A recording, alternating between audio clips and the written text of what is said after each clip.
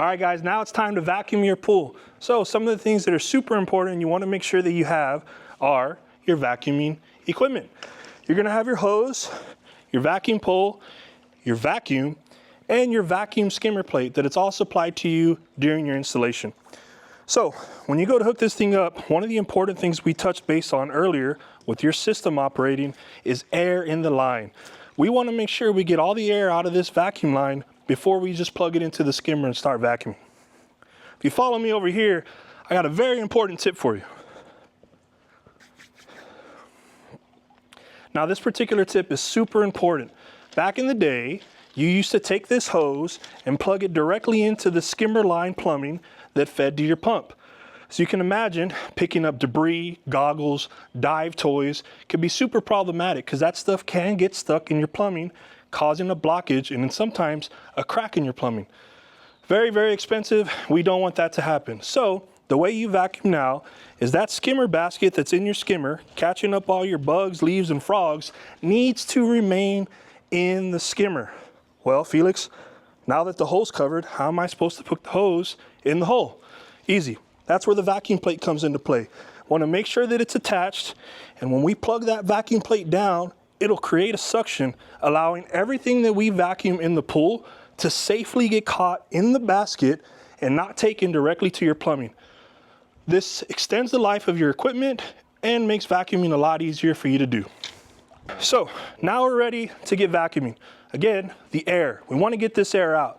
The way we recommend do it is use your system to your advantage. On your app, go ahead and crank up your pump to a little bit higher power. More power means more suction, means easier time vacuuming. Once you got your pump hooked up, you'll notice your jets start to push more water, and we're going to use those lines and those jets to fill the line of your vacuum hose. You'll start to slowly see the hose sink in the water as it gets filled. Once water starts to shoot out on this end, we are safe to go ahead and plug the vacuum plate into the skimmer and begin vacuuming.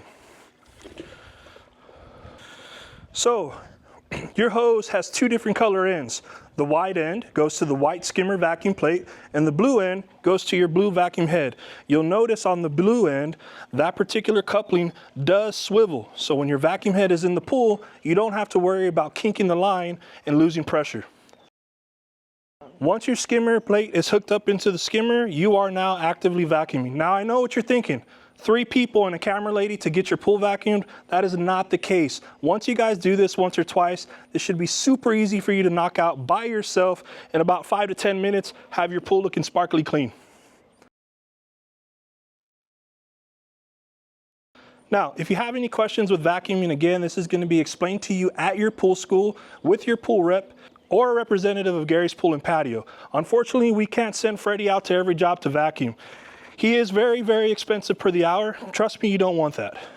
All right, so the cool thing about the vacuum head we supply is that it is flexible. It's meant to take and bend with some of those curves on your pool. Obviously, with over 50 different designs, each internal layout of a Latham pool is different, and this vacuum head allows you to safely and effectively clean all the models we provide.